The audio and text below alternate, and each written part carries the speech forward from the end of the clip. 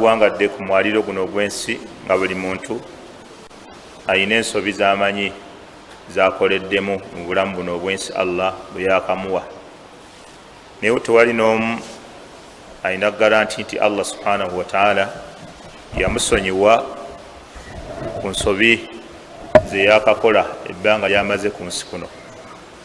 So nga omuntu yenna alituuka ewa Allah subhanahu wa ta'ala nga teyamusonyiwa n'ava kuno ku nsi nga Allah jalla waala teyamusonyiwa ku nsobi ze yagwamu, agenda kubeera mu kutya okw'amaanyi ennyo nga tamanyi aina masiruhu, obudde bwe bugenda kubeera wa, imma ila aljanna wa imma ila annar. Essaawa yonna ayinza okuba agenda kuyingira ejjana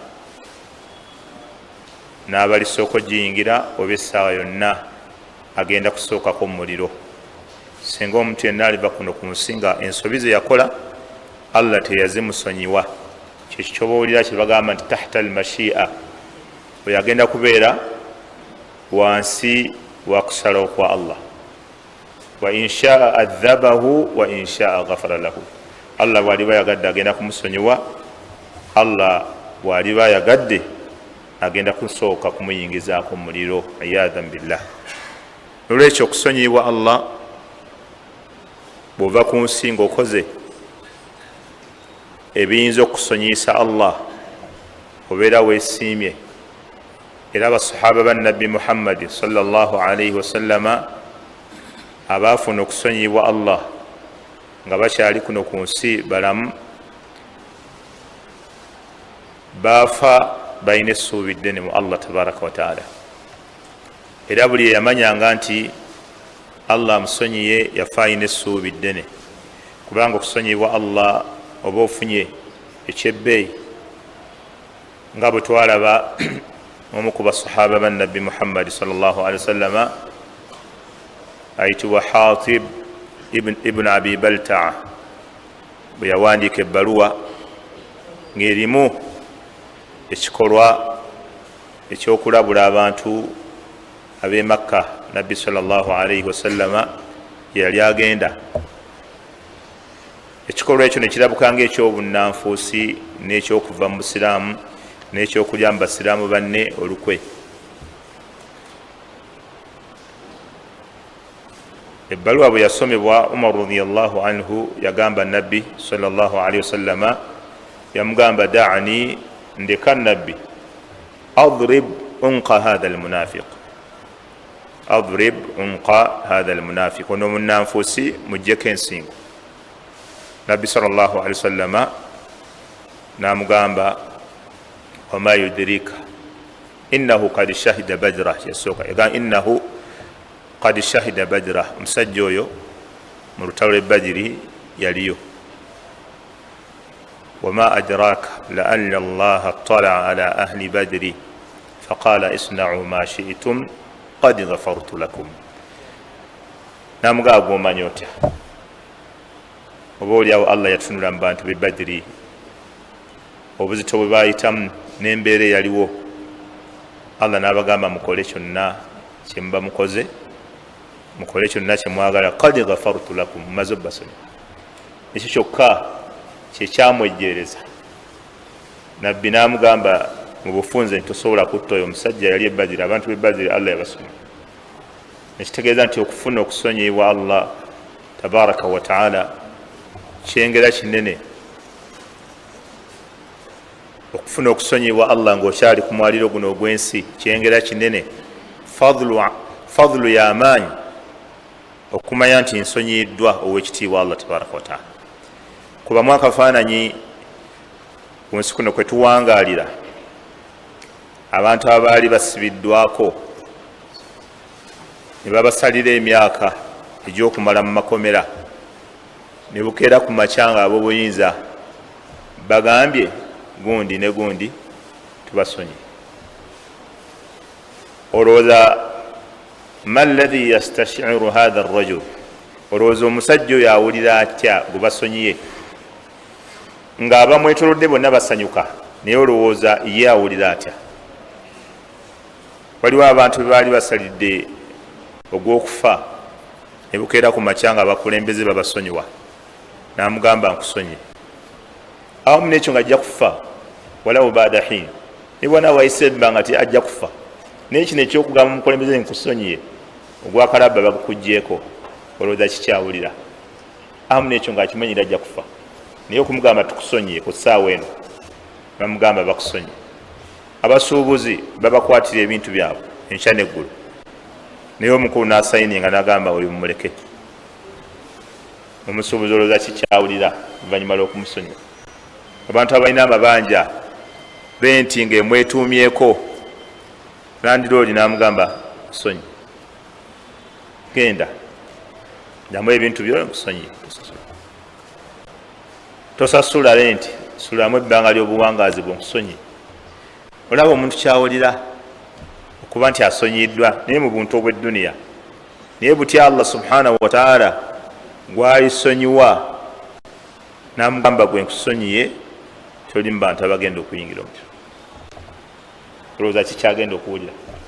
Kyewulira alaga nti faman zuhziha ani nnaari wa udkhila aljannata faqad faaz.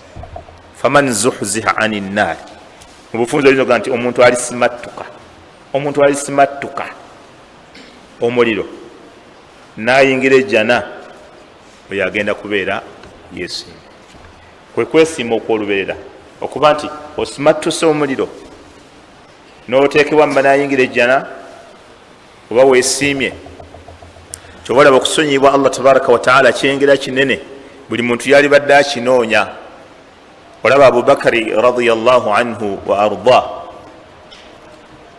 ku kanyamberege akaaliwo ku mulembe gwa Nabbi Muhammad sallallahu alayhi wa sallama okuwaayiriza Aisha mukyala w'embuga nti yali ayenze abannanfuusi ne batambuza ebigambo mu Madiina yonna, ne bibuutukira Madiina nga bigamba mukyala wa Nabbi sallallahu alayhi wa sallama Aisha radiyallahu anha mbu yali ayenze.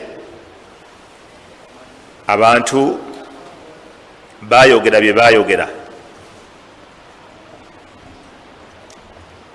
waliwo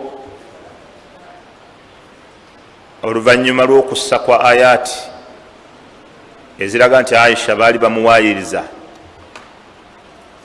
waliwo abakubwa kibooko, waliwo Nabbi sallallahu alaihi wasallam bye yagamba abo mubaleke, ensonga zaabwe zijja kuggwera wa Allah tabaraka wa taala, nga Abdullah ibn Ubay ibn Salul tebamukuba, yagamba oyo bamuleke.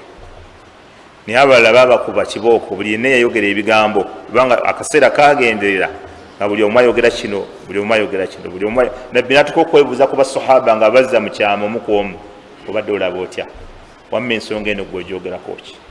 Bagamba yatuuka n'okwebuuza ku mukozi owawaka Bariira omuwala,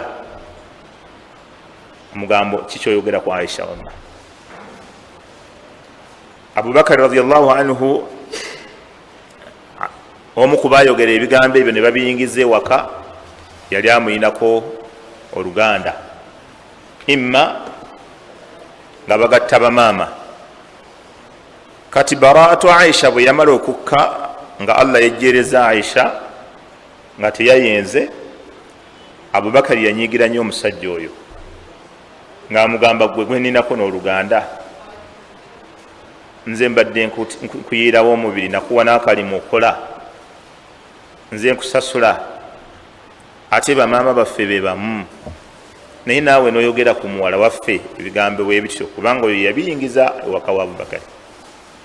Ate Abubakari olw'obusungu naye bwe yalina, bwe yamala okumanya nti ebigambo bibadde bya bulimba, naye n'ayagala amwesasuze oyo, n'amugamba nkugobye ku mulimu, sigala nakuddayo kuwa buyambi bwe mbadde nkuwa, kuba nti naye wayogedde ku Aisha radiyallahu anha muwala waffe.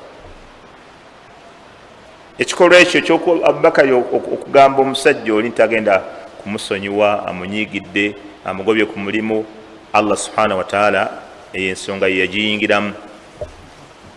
Allah n'ayingiramu eyo ensonga ya Abubakari ne muganda we. Aya nekka ku Nabbi Muhammad sallallahu alaihi wasallama mu suratu nisa aya ya 22 Allah yagamba wala ya atali ulul fadli minkum wasaa, temugeza ne mwerayirira mwe ba ulul fadli abalina ebirungi wasaa, ate nga Allah yabagaziyiza mulina sente muli babitiibwa, temugeza ne mwerayirira nga mwerayirira kuki ayyutu ulil qurba, temugenda kuddayo kuwa kalungi konna muntu ali mu bantu bemuyinako oluganda. Walmasakina, n'abanaku, musajja oyo munaku. Walmuhajirina fi sabilillah, n'abo abasenguka mu kkubo lya Allah nemugaa temugenda kubayamba. Ebyo byonna ebitendo omusajja yabiina. Yalina oluganda kwa Abubakari, yali munaku, ate yali yasenguka naye busengusi. Walmuhajirina fi sabilillah, Allah naga nti walyafu waliyasfahu, musonyiwe ate mubyesonyiwe.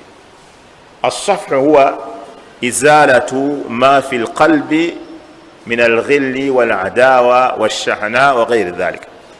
As-safhu kuba nti okijja ku mutima, musonyiwagane mubijje kuki ne ku mutima, kuba omuntu asobola okusonyiwa naye nga ku mutima asigazzaako ekiruyi, asigazzaako engejoli era nga bwakutunulira emmeeme awulira nga emusiikuuka. Kati Allah n'abigatta byombiriri, walyafu musonyiwe, waliyasfahu ate mubijje ne ku mutima. Kati Allah wulira ekyengera kino kye yali amujjukiza, kyembadde njagala kino ekibuuzo Allah akibuuza, ala tuhibbuuna an yaghfira Allahu lakum, mwe temwagala Allah kubasonyiwa? Lwaki Allah teyamubuuza mwe temwagala Allah kubawajjana, mwe temwagala Allah kubawonya muliro, mwe temwagala Allah kubawandiika mu shuhada? Naye lwaki Allah anasusa ku kyengero ekyokumusonyiwa? Ala tuhibbuuna an yaghfira Allahu lakum, mwe temwagala Allah kubasonyiwa? Era bamanyi bagamba wallahu ghafurur rahim, aya bwe yagwa Allah kubanga musonyi nnyo ate musaasi. Bamanyi bagamba Allah bwe yassa aya eyo, Abubakari bwe yagiwulira yagenda ewa Nabbi Muhammad sallallahu alaihi wasallam n'amugamba ya Rasulallah, eyo aya esse ku lwange olw'ekikolobero kye nabadde nguddemu? N'amugamba Allah bw'abasizzeeyo aya ku lwange, n'agamba omusajja musonyiye, n'empera gy'abadde akolera sigenda gimujjako emirembe n'emirembe, ebbanga linamala nga nkyali mulamu.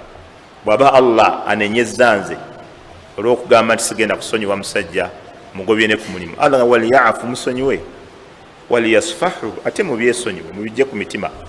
Ala tuhibbuuna an yaghfira Allahu lakum, mwe temwagala Allah kubasonyiwa? Bw'oba oyagadde kukyusa kigambo ekyo, kiyinza okutegeeza nti gwe tolina nsobi z'okola, gwe tolina nsobi z'okola. Amakulu ng'oli bwe yagudde mu nsobi, naawe olina ensobi z'okola.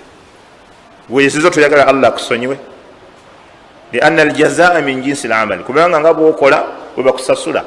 Bw'oba musonyi naye Allah kusonyiwa. Gwe bw'oba olina ensobi toyagala Allah kusonyiwa, bw'oba onoonya okusonyibwa kwa Allah, n'olwekyo noono omusajja mukoleki musonyi. Tegeeza okusonyibwa Allah, olaba fadlun azim, kyengera kinene. Twalabako wano ku Ka'b bin Malik, oluvannyuma lwa Allah okusonyibwa kwa Ka'b bin Malik, abantu bagenda nga bamuyozaayoza. Ffe tuyozaayoza omuntu avudde e Makka, tuyozaayoza omuntu aguze emmotoka, tuyozaayoza omuntu azimbye ennyumba, tuyozaayoza omuntu azadde abalongo. Naye bano bwe bamanya Ka'b bin Malik nti Allah amusonyiye, Allah amusonyiye, kubanga omuntu okubeerako ekikolimo kya Allah, okubeerako obusungu bwa Allah, buli muntu yenna amuyita wala. Kyova olaba abantu abakkako obusungu bwa Allah, Allah n'abazikiriza. Nabbi ne bwe yabanga ava mu lutalo n'atuuka mu kitundu kyakakasa nti abo abantu baawo Allah yabazikiriza, nga Nabbi agamba awo temuyitawo, okuggyako bwe muba bakuyitawo muyiteewo nga mudduka oba nga mukaaba, muyiteewo nga mudduka misinde oba nga mukaaba. Lwaki? Kubanga abo abantu bakyaliko ekibonerezo kya Allah paka enkomerero etuuka ate bagende mu bibonerezo ebisinga ebyo. Omuntu aliko obusungu bwa Allah kyobola Ka'b bin Malik yatambulanga ne banne n'atuuka n'ew'omwana wa taata we omuto n'amutoolera salaamu nga bali bokka kubanga yasalinkiriza n'abuuka ekikomera nga nabbi abagaanyi tewaba bayogera ne Ka'b bin Malik. Ka'b bin Malik n'agenda ew'omu ku booluganda lwe gwakakasiza ddala nti mukwano gwe n'abuuka ekikomera n'ayingira munda n'atuuka munda n'amugamba assalaamu alaikum warahmatullah. Namutunuulira namuddamu nga assalaamu alaikum warahmatullah namutunuulira Ka'b bin Malik n'akaaba n'amugamba naye gwe muganda wange tokimanyidde ddala nti nze njagala Allah n'omubaka? N'amugamba Allahu wa rasuluhu alam, Allah n'omubaka bebamanyi nze simanyi oba oyagala oba toyagala te. Nabbi yatuganya okutoolera salaamu, nabbi yatugana okudda mu salaamu. Ka'b bin Malik ensi yabaddugalira ne banne. Ka'b bin Malik yali asigaddemuuko amaanyi nga yayitako ne mukatale. Allah n'amugezesa ate nnyo okusinga ate banne. Baba bakatambulako ku kibonerezo ennaku zigenderedde. Nabbi sallallahu alaihi wasallam n'abatumiza ennaku ndoza zaali zitambuddeko n'agamba ekibonerezo bakyongeddemu ennaku 10. N'abagamba naye tewaba n'omu mu mmwe addayo okubeera ne mukyala we mu nsonga ez'obufumbo. Jjukira omuntu yolekebwe mukuba ennyo ennaku bwe muyinga afuna waawummulirako ewa hajati we n'asindirako awo ennaku nozaseka seviiri okiraba. Ennaku yonna yoleka ekkubye obaako wogiwummuliza munnange ne bakuleetera akatiko akabaala n'owuutako noga nti ebirala kasita sibaabituganye kanjira mpummulirako wano. Ebyo nabyo nabbi ndowooza yamanya nti abantu bibafunyisa ku buweerero nabaga tewabaddayo okubeera ne mukyala we. Allahu akbar. Kati waliwo abasajja abakulu kwaba abasatu abo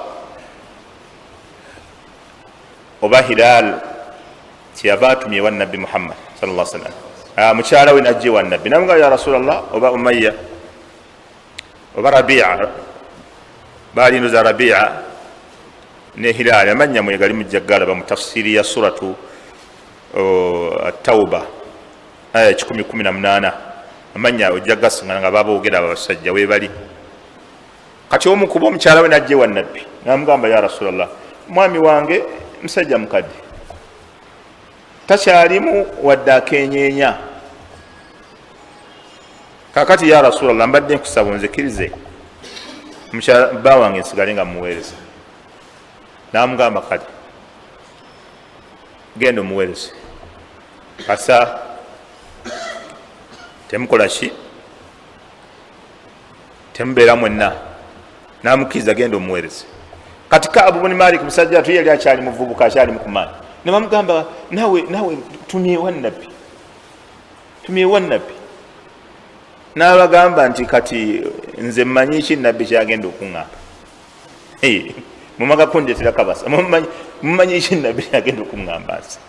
Ka'b bin Malik yatembera ye yamuddugalira nnyo okusinga bali ababiri. N'abagamba ye yatumya butumya wa nabbi ng'abuuza kirala, nabbi omukyala muwe talaka agende, kiki kyobadde otugamba mu fatuwa? N'agamba sigambye kumuwa talaka wabula beera naye tomusemberera. Ka'b bin Malik yagamba nti bino tekikyasoboka okumusemberera, nakyo kijja kuleeta ettabbu endala. Namugamba amagundi ogira ogendako ewammwe ensonga bweriteera olidda negenda. N'amusindika ewa. Ka'b bin Malik n'atambulatambulako mu kibuga mu katale, aba ayitaayita mu katale. Nabali awo n'afuna ebbaluwa endala ng'emuyita okuva ew'omu mu bakabaka abakyasinza okubeera ab'amaanyi mu nsi. nga bwowulira ensi kati eziriko pulezidenti waayo nga yakuwandiika ebbaluwa. Kaabu bun Malik n'afuna ebbaluwa ng'evuddeweyo pulezidenti kuba yali musajja musuubuzi ng'atambula, ng'emugamba Kaabu bun Malik, twategedde ebyakutuuseeko byonna era nabbi wammwe takulabawo, naye Allah teyakutonda mu nsi kubonaabona, jangu eno ffe tukubeererewo. Kati bw'oba gw'ofunyeyo ebbaluwa ng'evudde wa pulezidenti, omu ku basinga okuba ba pulezidenti ab'ebbeeyi mu nsi eno, n'ogifuna n'ogisoma bwoti, olowooza kiba ki?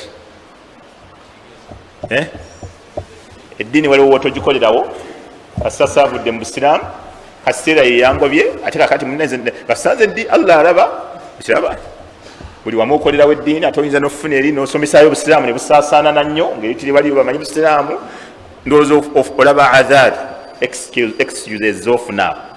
Naye Kaabu bun Malik yagamba nagisoma ebbaluwa neŋŋamba ati kati neeno bbala, eno nayo bbala ndala, nekino kigezo kirala ati Allah kyampadde. Agamba nenjiyuza nenjitwala mu muliro nenjokya, yuzayuza nagikuwa nagiteeka mu muliro nagyokya. Buli waayitako mu katale bannaye salaamu aleikum teri amudda, salaamu aleikum teri amudda. Walira ogenda wa muganda bw'oli ndowooza Kataada au ghairuhu min as-sahaba namutolera salaamu bali wakaaba, yagaana omuddamu, namugaa gwe tokimanyi njagala Allah n'omubaka, namugaa nze simanyi, n'avaayo. Naye nga bwebyogera ebirala amuddamu, naye bwamugamba salaamu aleikum atamuddamu, n'avaayo nga musajja ati munakuwavu. N'ajjako mu muzikiti, ye yasigala ajjako mu jamaa. Kuba Kaabu bun Malik yali mukwano gwa nabbi ebyaddala, yali mukwano gwa nabbi Muhammad sallallahu alaihi wasallam ebyaddala. Era bwe bakomawo okuva e Tabuuki, nabbi yawuliriza nga abantu bonna nga bagamba mugende, nga by'omwanyonyola ekyamuganya okugenda okulwanagazi wa Tabuuki, nga nabbi bwamuwuliriza amugamba genda, ebisigadde ebyo Allah ajja kusonyiwa, Allah yamanyi ebyomunda, genda ebyomunda. Naye Kaabu aga nti nze bwe natuuka nanga nti gwe Kaabu, gwe ki ekyakuganya okugenda? Wabadde tolina nsolo kwotambulira, wabadde hadisi tujja gireeta olunaku lumu tugisome, hadisi ya Kaabu bun Malik, kuba twagisomako enakasiro, tetwagimalayo oba twagimalayo mirundi ebiri, tetwagimalayo, twasomako paati yayo esooka, twagisoma emirundi ebiri. Naam, idhan twayiragayo twagisomako. Hadisi erimu ebyokuyiga ebiyitirivu bwotona hadithi ya Kaabu bun Malik, wallahi weewuunye, erimu ebyokuyiga ebiyitirivu. Kaabu bun Malik yagamba olwokuba yali mukwano gwa nabbi, najja olunaku lumu n'asaaliraawo imma qabliya oba baadiya, nga nabbi ali awo sallallahu alaihi wasallam atudde awo. Kaabu bun Malik agamba bwe nasaalanga ne nabbi sallallahu alaihi wasallam nga ali awo, nze ndi wano, fasaraktu an-nadhara ilayhi, nenzibiriranga oluuso ne mutunuulira bwenti. Agamba bwe namutunuuliranga, bwe natunuuliranga wansi bwenti nga nsaala, nga nabbi antunuulira bwati, bwe nabbirira oluuso ne mutunuulira nga ajjayo bwati, totunuulira nagutunuulira. Kaabu bwe yavamu yeswala yagamba omuzikiti gwa nabbi wanyowaawo, waba nabbi tasasobola nakumutunulako, eswala naziyimiriza ezajjama, natandika okusalira waka naye nga takyajja muzikiti. Nabbi tayagala wadde okuntunulako obutunuzi, bwe natunulanga wansi bwenti nga ntunulira bwati, bwe nabbi oluusi nga tusinka nga ajjayo wati, aga ensi yonna yemuddugalira Kaabu bun Malik. Naye Kaabu bun Malik embeera yonna gye yayitamu, ennaku ezakoona 40, ku makya g'olwo olunaku Allah subhanahu wa ta'ala nassa zino ayati, suratu Tauba aya 17. Allah ngaga nti laqad taaba Allahu ala nabiy, Allah asonyiye nabbi Muhammad sallallahu alaihi wasallam, yakkiriza tauba ye, era Allah yamusonyiwa, Allah amusonyiye. Wal muhajirina, n'abasenguka ne bava e Makka ne baleka ebyabwe ne bajja e Madina, nabo Allah bakoze ki? abasonyi.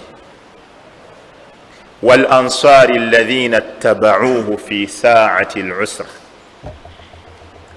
wal ansari alladhina ittaba'uhu fi sa'ati al-usra, ne ba ansari abamutaasa ab'e Madina abagoberera nabbi mu kiseera ekyakazigizigi al-usra, mu kaseera akazito. Allah nabo abakoze eki? Abasonyi. Wulira okusonyiwa. Allah amenya nabbi wammwe, Allah amusonyi. Bamuhajirina Allah abasonyi. Ba ansari Allah nabo abakoze eki? Nammwe abasonyi. Abasonyi bakyali ku nsi balamu. N'agamba min ba'di ma kada yazighu qulubu fariqin minhum, oluvannyuma lw'okuba nti emitima bonna buli lunaku balinga bakeesa ng'emitima gyagala kubabuukamu. Babadde hadithi eya Jarir bin Abdillah al-Bajali, Nabbi sallallahu alaihi wasallam bwe yamutuma ogende e Yamani, Yemen, okubeera ng'amenyayo Dhil Khalasa, ekikaaba kye baali bazimbyeyo. Hadithi eyo baba baginyonyola bagamba basahaba bannabbi tebaawummulanga ntalo, nga bwe bamala luno diiru gye baggusizza nga batumya butumya ewa nabbi nti kino kyekituuseewo tuwangudde, ng'ate balumba wala. Nabbi wano lutalo luyiseemu nga batuma omubaka genda ogambe nabbi. Ka'batul Yaman eno Dhil Khalasa oba Ka'batu al-Yamani wa Shami baali bagitaddewo mu jahiliya bakyuse abantu babajje ku Kaaba eno babeere nga bakolera eri ibadaati. Then Nabbi sallallahu alaihi wasallam n'atuma Abdillah Jarir ibn Abdillah al-Bajali n'agenda n'agimenyawo. Abamanyi eyo hadithi eyaganayo okufuna obudde ne bagitusomesa, kubanga abamanyi bwe baba bagyogerako emigaso mingi hadithi eyo, naye mulimu ogumu ku migaso gw'eyo hadithi. Bagamba nti wa fil hadithi, mu hadithi eyo, anna min hadihi sallallahu alaihi wasallama, yali nkola ya nabbi Muhammad sallallahu alaihi wasallama, atakhallusu, okugirawo ddala, okwewonya, mimma yaftatinu bihi nnas, ekintu ekifuukidde abantu fitina. Nabbi yasalanga amagezi gonna ekigibwawo. N'agamba min binaa'i, kagubeere nga gubadde muzimbo ng'abantu gubafuukidde ekikemo, aqiida yaabwe egenda kutandika okufa. Nabbi yalagiranga guveewo. Au insani, oba muntu ng'afuukidde abantu ekigezo. Kibona bwe bakabuli nga bagiziika, bwe yabanga efuukidde abantu ekigezo nga bagijjawo, n'okutuusa olwaliro enkola gy'eri mu mamlaka. Kabuli yonna bwe bagizuula ng'efuukidde abantu ekikemo, bagijjawo ne bagiziika abantu we batamanyi. Au hayiwanin, oba omuntu asobola okubeera mu society nga olusahabi, basahaba bannabbi eyatakkiriziganya na kutereka ssente, nga yetaaga kutereka ssente za nkya, nga yagamba buli ssente yonna gy'otereka nga ya nkya egenda kubuuzibwako, egwa mu aya eri mu suratu Tawba, ebeera kanzun, oba oteresa amawanika agagenda okukubonerezesa. Kati Uthmani bwe yalaba ng'afuuse ettabbu, n'agamba ono mumugjeewo, n'abaako ekitundu oba rabaga yamutwala, n'agamba genda obeereyo mu kitundu ekyo, n'amuteeka eyo yekka, kubanga afuuse fitina mu bantu. Au hayiwanin au ghairihi, oba ebirala. Wa fiihi, era mu hadisi eyo mulimu nikayatu biizarati albatil wa atharihi, hadisi eno tuyigiriza okugjawo ekintu kyonna ekifu n'okugjawo obuufu bwakyo waliwo omwalimu gwe nawulidde agamba omuzikiti gwe Namugongo tulina gujjawo bujja alaka yabaddeko eno hadisi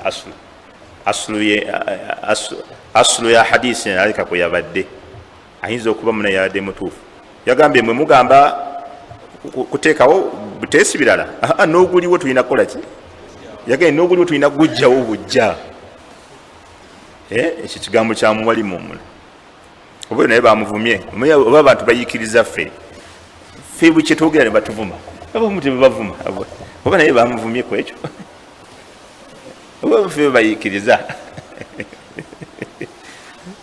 sali mubosa lumu yagamba tuli e Namugongo eyo nakananze abantu obanze banjiikiriza buyiikiriza oba bandaba butono buno ne banyooma buli omu avuma nze mu hadisi eyo mulimu okufaayo ennyo okugjawo albatil ekintu ekifu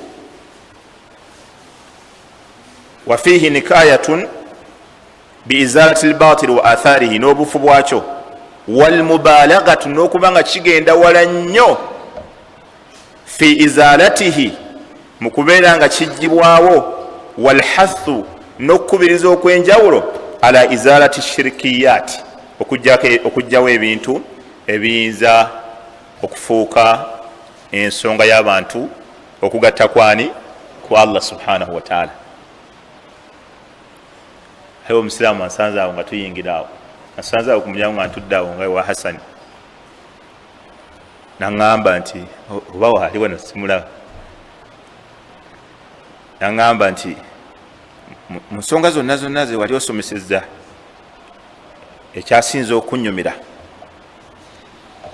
yensonga ye Namugongo wadde ebirala byosomesa sibyagala angambye nga tuyingira mu muzikiti ensonga ye Namugongo ekyasinza okunnyumira byonna wali oyogedde wadde ebirala byosomesa sibyagala olaba daawa erimu obulungi oli watakusiima mu kino munaye atakusiima mu kirala bwe bulungi bwa daawa era baduati temugwamu maanyi musomese oli bwatakusiima olwaliro enkya ajja kusiima oli bwatakusiima ku kino ayinza okusiima ku kirala omusajja wakwatulira ekyo ekigambo maaso ku maaso oba omuyita mmere maaso ku maaso tebibadde bya ssimu gabadde maaso ku maaso nga nkutte ne mu ngalo bwati abasajja bali mu nsi muno. almuhimu eyo hadithi tujja ono Hasani yabadde ansoyasoya ku bintu by'Namugongo tujja kubireetera ensonga zaabwe endala zikyatambula twagala kusisinkana bakulu waliwo ne liqa gye bategese katusoke tulinde ebiva mu liqa ye tulabe then tuke tukomewo okwongera okunnyonnyola bwanaabanga abaganda baffe bagugubye waliwo yadde agamba nti mufti yagambye nti yawagidde gundi bashuhada nembagala tasobola kwogera teri mufti ngaasobola kyogera nembaga nze sisobola kakasa okujja nga neewuliridde ngaadde baŋŋamba bugambi mufti yagambye bashuhada tebalina buzibu okgenda nembaga atasobola muwaayiriza omusajja teri tasobola kukyogera ngaakyogera ati tekisoboka tasobola teri mufti ngaasobola kwogera ekyo ekigambo taliyo mwemuwaayiriza nje njagala kuneewulidde n'amatuuka. Almuhimu Nabbi sallallahu alayhi wasallama aya yakka siwe tubadde nga Allah tabaraka wa taala asonyiye nabbi siwe kiri nasonyiwa ne baani nasonyiwa ne ba answari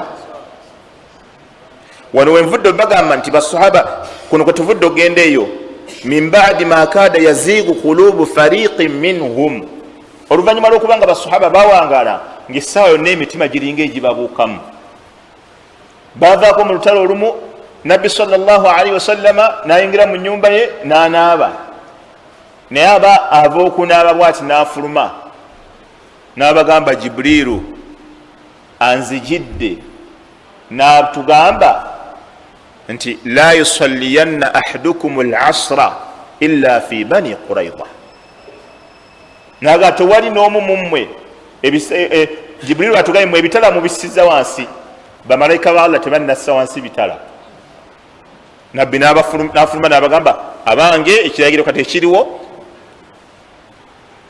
tewaba n'omu asaala eswala ya asiri okujjako ebasanga tulituuse mu Banu Qurayza. Lutalo ku lutalo ng'emitima saawonna gibateekeera. Mumanye ebitalo omusajja okumukutira mu maaso gwe n'olumba, onumibamutta mu maaso n'olumba, omanyi kyekitegeeza? Abafu obalaba bitala mafumu. Kati Allah yasonyiwa basahaba oluvannyuma lw'okuwangalira mu mbeera ey'okuba nti essaawa n'emitima gibabuukamu, bava mu kino bagenda mu kino. Wenvudde okuleeta hadisi ya Abdillah ya Jarir ibn Abdillah al-Bajali nti nabbi yamusindika e Yamani agenda amenyewo ekyo kikaabatul Yamani ekyali kifuukidde abantu efitina. Mu hadisi mulimu nti ekintu kyonna bwe kiba kigenda kufuukira abantu fitina, naddala mu nzikiririza kijjibwawo na bujjibwa. Ekyo Imaamu Ibn Hajar al-Asqalani al-Hafiz yakyogera. Agayo hadisi mulimu okutuyigiriza nti ekintu kyonna ekifuukidde abantu ekigezo bakijjawo bujja.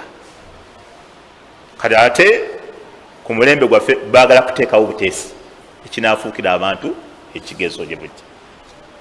Bo ate baagala kuteekawo buteesi ekinaafuukira abantu ekigezo gye bujja.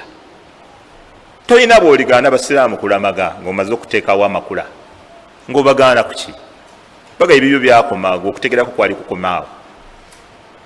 Tayib, Allah yasonyiwa basahaba abasenkanye nabbi n'abamutaasa oluvannyuma lw'okuba nti emitima gyali gikola ki?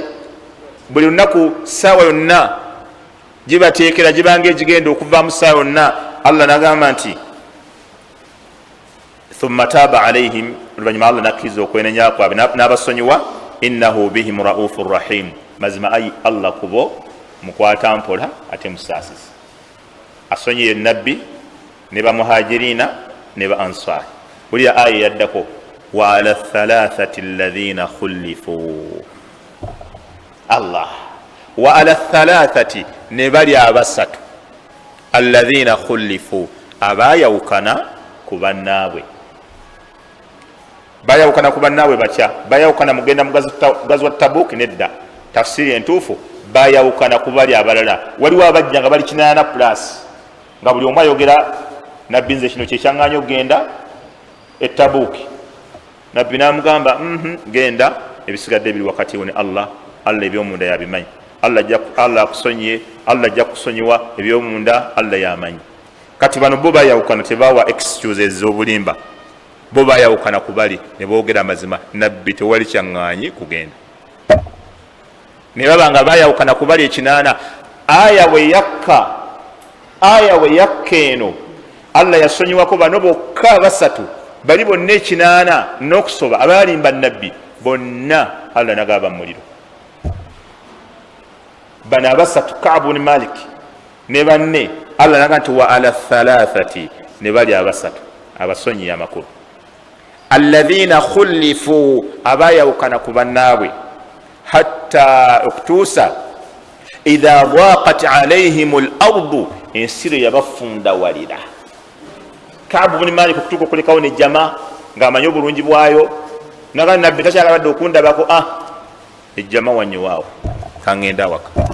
Era yasaaliranga waka waliwo ka balukoni yali yateekawo, yali azimba ennyumba ye kalina ezedda, naye ng'alina ka balukoni wasaalira fajiri awo wabweru, n'atandika okusaalira waka solaasa.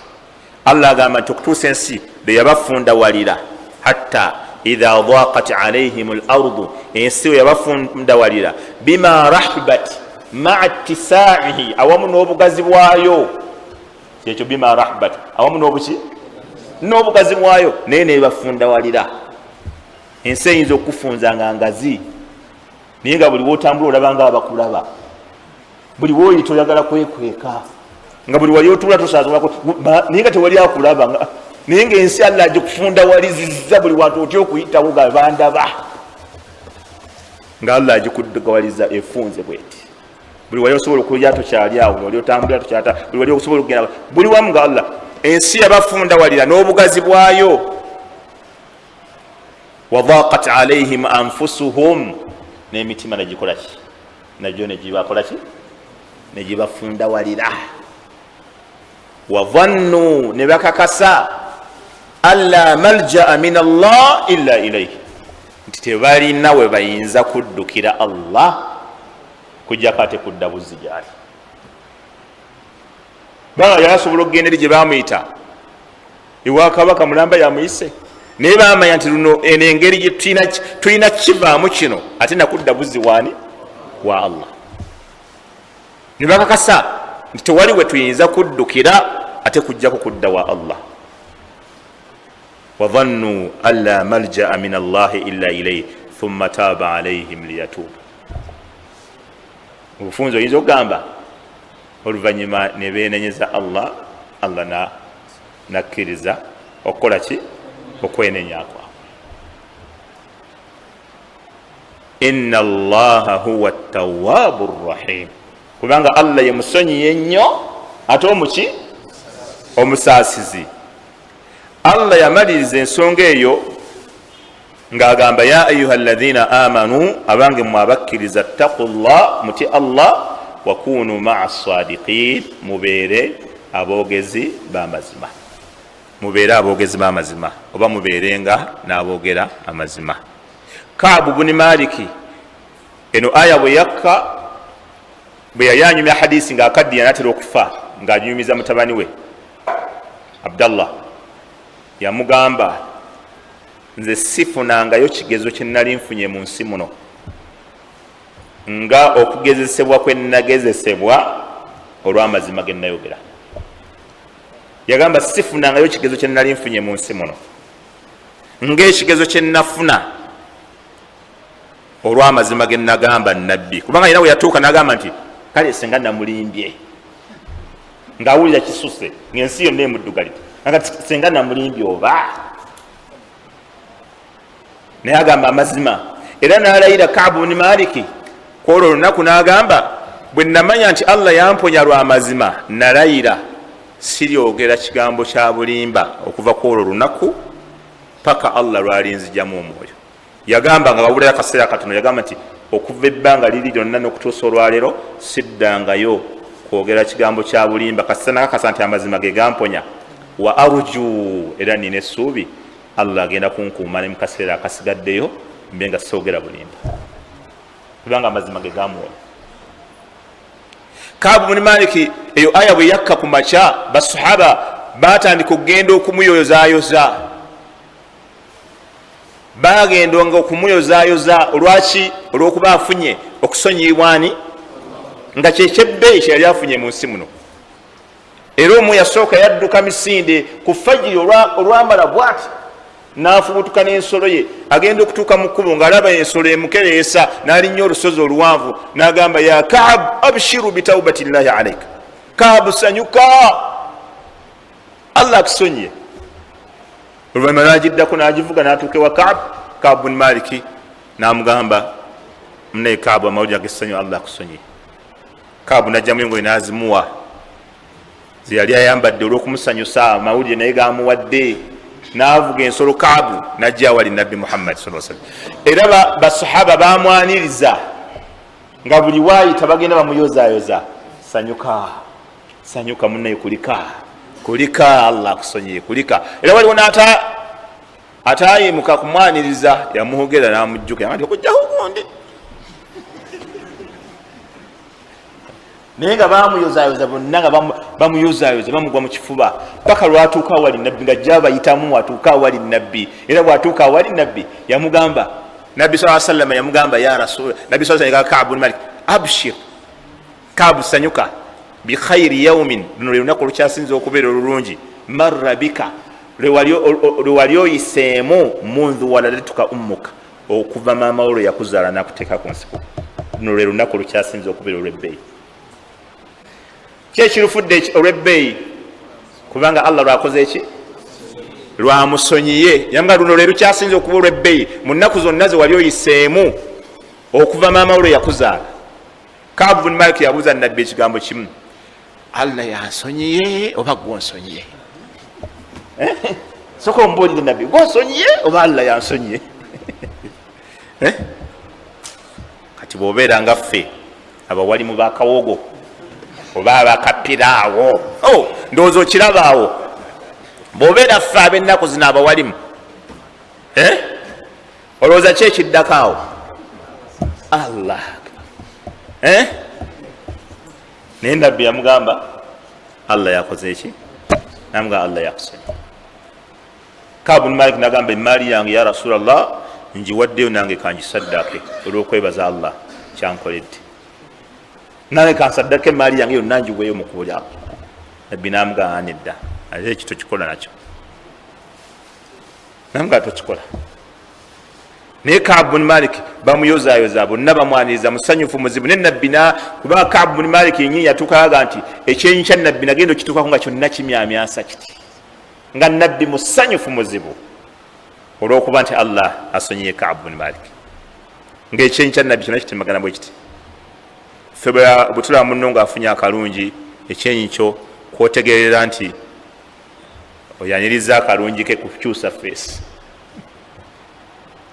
eyeddugala buddugazi ngaomuntu afunye akalungi onyiiga bunyiizi emitaafu negikwesala mu kyenyi olwokuba gundi afunye akalungi nabbi yasanyukanga nnyo nga waliwo omu ku basahaba bafunye akalungi nabbi sallallahu alaihi wasallam nasanyukira ku Kaabu bnu Maliki olwokuba allah akoze eki amusonyiye kati okusonyiyibwa allah tokiyita kigambo kya muzannyo kinene kyobula allah bwe yali akitukubiriza yakozesa lafdhu ey'okugamba mudduke mwanguwe wasaari'u ila maghfiratin min rabbikum wasaari'u mukole eki mwanguwe nnyo okunoonya okudduka emisinde okunoonya okusonyibwani okusonyibwa allah wammwe wasaari'u ila maghfiratin min rabbikum almusaara'u okimanyi okusaayirira musayirire okusayirira okumanyi mukwano gwa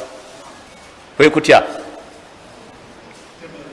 okutemerera okwanguyiriza wasaari'u mukole eki mwanguyirize ila maghfiratin min rabbikum okudda eri okusonyibwani lwaki allah tugamba kuteekamu ku supiidi liannaka la tadri tomanyi mata adrakatuka almaniyatun wahuwa almaut tomanyi okufa kugenda kutuuka koti wasaari'u ila maghfiratin min rabbikum mwanguwe nnyo okunoonya okudda eri okusonyibwa allah wammwe wa jannatin arduha as-samawat wal ard n'okunoonya ejjana obugazi bwayo nga yenkana eggulu n'ensi allah atugambye okwanguwa okunoonya okusonyibwani nabbi waffe sallallahu alaihi wasallam n'akitugamba ya ayuha nnasu makulu ga hadith abange mmwe abantu istaghfiru llaha musabe nga allah abasonyiwe wa atubu ilaihi ate mumwenenyeze fa inni astaghfiru llaha wa atubu ilaihi fi lyaumi 100 marra kubanga nze negayirira allah nemwenenyeza mu lunaku olumu lwokka nkikola emirundi emeka 10 istaghfiru llah fi'lu lamr alagira musabe allah okukola ki okubasonyiwa kati tunasonyiyibwa tutya allah abamanyi ne batuteerawo amakubo nti bw'okola bino ebintu allah akola ki amakulu buli bagamba nti wasaari'u ila maghfiratin min rabbikum mwanguwe okudda eri okusonyibwa allah wammwe amakulu mwanguwe okukola ebintu ebinaabasonyiisaani kati abamanyi ne babitumenyera ne batuwa ebintu 16 nti bino bw'obikola kyonna ky'oba okoze ku bino oba otandise okwanguwa okunoonya okusonyibwani kubanga bw'ova kuno ku nsi nga allah akusonyiye oba omaze okufuna ekyebbeeyi ekyasinga ebyebbeeyi byonna abamanyi batuwa ensonga 16 zoyinza okukola allah nakusonyiwa omulundi ogwasembayo twalabako mumeka 4 sibe kiri sekaseviri esooka gitwalaba atawhid wa tarku shirk era abamanyi baga nti min a'zami asbabi almaghfira okwawula allah n'okuleka obutamugattako bagamba eyo yensonga ekyasinza okubeera ennene eri omuntu yenna anoonya okusonyibwani bannange buli muntu yenna akyali ku shiriki toyinaayo ssuubi lyonna wadde 0.001 senga ofiiraawo toyinaayo wadde essuubi lyonna eryokusonyiwa Allah. Era buli lwe boogera ebyokusonyiwa tebirina kakwate naawe. bw'oba oyagala Allah akusonyiwa ensonga esooka tawhid, at-tawhid kwawulaani sooka omwawule Allah. Watarku shirki, oleke okumugattako. Alhamdulillah abantu basuula ekirungi, buli kaseera abantu basuula ebyawongo. Buli kaseera alhamdulillah kyekimu kyetwebaza kubyengera ate Allah akyasinze kuyisiza wano mu masijidi eno. Bwe tusomeseza wano ne tubiraga wano Allah ayisirizaawo ebintu bye tutamanyi ku ddaawa yaawo mu muzikiti. Era nagamba abasiraamu nga ndi wali nakasero ne mbagamba mu bifo bikyasinze okuba ne baraka mu nsomesa zaabyo muzikiti gwali dinano gwe nakasa. Wallahi era amiru umma yaliwo nagamba ngo bwe bwaganya naga Allahu akbar.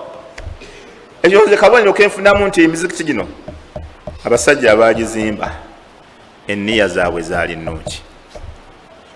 Era kyobola tulina okulwanira emizikiti gino gibeerewo mu mbeera yonna. Wallahi tulina okulwanira emizikiti gino gisigalemu. Abasajja abazimba emizikiti gino enniya zaabwe wallahi zaali nnungi. Golaba ekisenge ekyo saizi yakyo emyaka naye ogenda kaseera saizi y'ekisenge bwekyo. Laba bye balengera emyaka n'emyaka kuba nti kati olwaleero emizikiti gino gikyaliwo. Bawali mu bameka ababadde wano ne bagenda? Bameka ababadde wano sasa? Ne Seviri munnaye naawe ogenda si nkya naye era ogenda naawe ogenda omuzinzi gusigaye nga gwo gukola ebyagwo. Abantu nga basudde wano wokkawokka mu Ramadani tubaye tetusomesa naye era nabo abantu badde batuyitira ebyawongo. Ate weewuunye abaganda baffe bano ab'emitimbagano wallahi ddaawa yaabwe jazahumullahu khaira, ddaawa yaabwe ekoma wala. Abasinga kusuula ebintu ebyo abasinga tebalina mu Uganda. Agamba buganyiza ebyange ebiri wano wallahi tugenze mu mayumba agatali 10 nga tebali mu Uganda. Nze ebyange ebiri wano muwala muto nokano omuwala omutani yali amuyingiza ebyawongo biri wano. Bulijjo bulwoyogera omukyala twasanze ekyengera olunaku ezo kyengera. Naye omukyala yakaalya amaziga n'agamba nze bulijjo lwe ntuula mu muzikiti baseeka ne basomesa ne bagamba omushiriku taba musiraamu bulijjo mpulira abagamba nsi naye olwaliro mumaliridde oba kufa oba ki mutwale ebyawongo. Akuba emmotoka atenjeresa eri ku Siddiiki twala ebireesenda wano Hasani n'abikolako emikolo naye mu ebiri mu mmotoka nakati. Masaka twagenze Masaka ku Lwokusatu lwa wiiki eyewedde iyo naye ne tujjayo. Wali omuganda waffe bali Japan era ku Lwokusatu olwo ku makya nagaba bino ebyokwetambulira nina gye nayita tambula naye mu ntaasa abantu basuula lwa ddaawa eno. Tobola abagivumirira tebamanyi bulungi bwa gyekoma. Abaganda baffe ab'ebyuma ebyo wallahi emisomo gyabwe bagituusa wala era gigasiza umma. Newankubadde nabo balina obuzibu batuleetera ate oluusi ensonga netusitukira netuvuma netumalamu akajanja. Naye naffe tujja kuwuliriza ebyo bivumo kasa tumala twogedde mazima. Tewali kigambo kitugenda kuwuliriza ku bivumo by'abantu, tewali. Even ennaku zino bali kuseka wange endawula naye bamuli bubi ennaku zino. Kati nange ndi mukamooli mulaba nga nti otyo wali emakka ng'oseka nga nze banvuma. Kakati naawe kokiwulire bavuma ayagala kwasa muzindaalo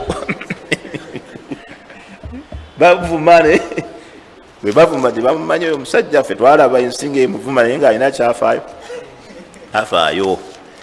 akati naye bamuwa amagi ki bibuloka buli kimu. Daawa bweto bweyina okutambula kubanga tosobola kusanyusa bantu bonna. Ate obubuze nabwo bulina okubaako ababulwanirira, nabwe tolowooza tebaliiwo. Wabula ekigambo ekikulu kye nayize bintu bino nayizeemu ebintu bibiri. Ekisooka, teri kizibu lusozi gambalagala nga kulwanirira bubuze. Olwo lusozi gambalagala okulwanirira obubuze, abalwanirira obubuze bakozesa buli kisi kyonna, buli kyonna bakikozesa, oba kuvuma, oba kuwemula, oba kuwayiriza, oba buli kimu bakikozesa. Omuntu walwanirira obubuze wallahi aba ku bunkenke. Ne waba asomesa wano, oli najja wa bodaboda bodaboda nagipakinga wali najja n'atuula n'amutunulira mu maaso bw'ati ng'asomesa, nayimuka n'agenda. Oyo naye atandika omweraliikirira, kati oyo lwaki tatudde ne musomesa, kati agenda wa?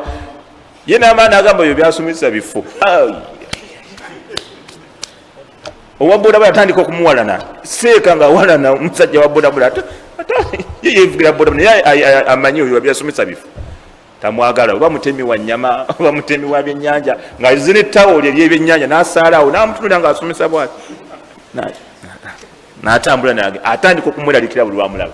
Kubanga buli lwosomesa ebibi ebifu obeera ku bunkenke, owaayiriza abantu, obateekako obutujju, obateekako biki, olabe ng'owangula banno, obateekako n'ebintu ebiyinza obbasisa enkya olw'okuba onoonya okuwangula, olw'okuba onoonya okuyimirizaawo ekikyo. Ensonga nagize mu bintu bino, buli lwosomesa ebifu obeera ku bunkenke, oyiiya obukodyo. Ne ahadisi ezirikiriya ne ayati ezinyonyola eshariya tezeetagisa bukodyo. Era yayogera nassu ng'eri kiriya nnyo n'agivunulira abantu n'agenda, hadisi eri kiriya nnyo n'agivunulira abantu n'agenda. Naye oli nannyonnyola nenkera nannyonnyola kino n'aweta bwino n'agira bw'ati n'akyusa la. Ekyokubiri,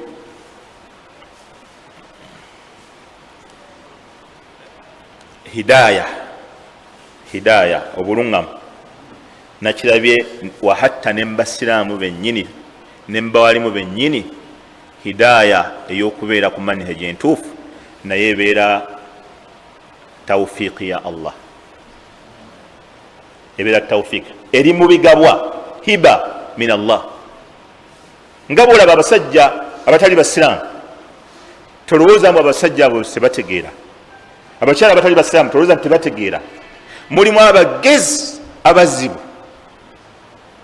mulimu baprofesa nga bagezi bazibu world wide, naye nga hidaaya y'obusiraamu ne b'omulaga tabitegeera, kubanga eyo hidaaya Allah takoze eki, tagimuwadde. Kati ne irimu entuufu, okusomesa ebituufu, okubeera ku manhaji entuufu eyaliko nabbi ne basahaba be, nakyo hiba. Era tulaba omusajja n'omusekerera nga gweredde mu sepiki ya piraawo, tomusekerera nnyo. Allah ayinza okuba ekyo kyeyamusalirawo, ng'agenda kusoma ku bakyamu awangaale n'abakyamu paka lwalifa ng'alwanirira bikyamu, nga Allah hidaaya teyagimuwa. Wallahi olina okwebaza Allah kubanga oli ku manhaji entuufu eyaliko nabbi ne basahaba be. Wallahi okyebaliza Allah, era omanye nti eyo nayo rizqu Allah agiwa buwi gwayagadde. Omusajja abeerawo nga si musomi, talina naki, naye nkagamba ebintu byabo sijja bitwala, kantwala ebyaba. Ebeera hidaaya, rizqi, hiba, kirabo Allah akiwa buwi muntu. Olinaaba nga ye buli wabikula bwati Qur'ani alabamu ayati zayina kuvunula nti zirwanyisa mazima nakuyimirizaawo obubuze, nga buli wakwata Qur'ani ye zaalabamu. Omanya nti wallahi omusabirangako omuntu oyo Allah ayinza okuba oli yagamba nti gwe nkugeredde ekyo, kubanga waliwo abajja okufa nga bamubtadi'u ng'era babonerezebwe olw'ekyo, ng'era balina okubeerawo. Okitegedde? Waliwo abalina okufiira ku ekyo nga Allah kyeyabagerera era ababonereza olw'ekyo, olw'okuzuula mu ddiini ye, nga balina okukifiirako era Allah ababonereza olw'ekyo. kati idhan ne tawhid bwate bwali Allah alungamya abantu nga sina muwalimu naganze mbitegedde shiriki musudde n'olwaliro family yonna nemuyimukira naganedda nze mbisudde olwekyo buli anoonya okusonyibwa Allah ensonga gy'oba weekwatako esookera ddala kwawulani Allah kwatandikira okukusonyiwa.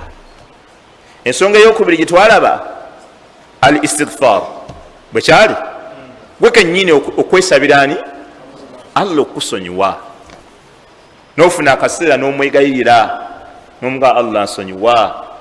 Allah subhanahu wa ta'ala asonyiwa buli lw'omwegayirira ne bwaba shiriki n'omusuula akusonyiwa. wastaghfirullaha inna Allaha ghafurur rahim. Mwegayirire Allah okukola ki? Allah yenyini yatulagira mu suratu al-Baqara aya 199. Mwegayirire Allah okubasonyiwa kubanga Allah musonyi era musaasizi. Ezo hadisi twaziraba ayati ezikwatako y'ensonga. Ensonga endala gye twalaba attaqwa okutyani bw'otya Allah akusonyiwa. ya ayuha alladhina amanu in tattaqullaha yaj'al lakum furqana wa yukaffir ankum sayyi'atikum wa yaghfir lakum wallahu dhul fadli azim. Suratu Furqani aya 29. Al-An'am suratu Al-Anfal. Abange mwabakkiriza bwe munaba mutidde Allah yaj'al lakum furqana Allah jabbateerawo okwawula amazima n'agatali mazima. Buli muntu yenna ayagala ng'ebintu byaba wali mu bikusabula sooka oteeke mu mutima gw'okutya Allah gw'osooke weefuule omuntu omutya Allah then Allah ajja kukuteerawo engeri gy'oyawula amazima n'agatali mazima. Ekyo nkikuwadde oba oyagala okwawula ng'olaba bikutabula oli asomesa kiri n'aleeta n'obujulizi naawe n'olabira ng'alinga ali ku kituufu ate no n'ayogera kino naye n'aleeta obujulizi naawe n'olaba ngeri ali ku kituufu. Bwe kyoba osooka okukola weeteeke mu mutima gw'okutyani Allah. Bw'oneeteeka mu mutima gw'okutya Allah Allah ajja kwawulirawo agambe nti kino si kituufu kino kyekituufu. Ensonga nayo twagiraba mulundi ogwaggwa. Ensonga ey'okuna twagiraba seka siviri twakoma ku yakusatu ey'okutya Allah gye twakomako. Naam, kubanga okutya Allah waliwo byokola ebiraga nti otya Allah. Kati ng'okusala okusala kiraga omuntu atya Allah.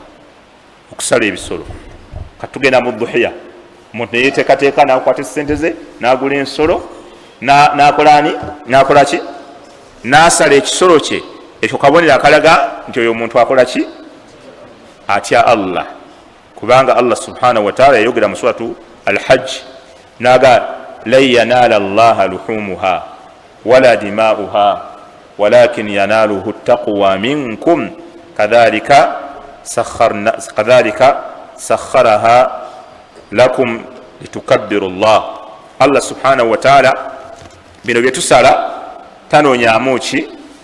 Tayagala nyama wadde ki? Omusaayi. Wala dima'uha walakin yanaluhu taqwa minkum. Allah kyabanoonyaamu kola ki? Kumanya baani abamutya. Kadhalika sakharaha lakum litukabbiru Allah ala ma hadakum wa bashiril muhsinin.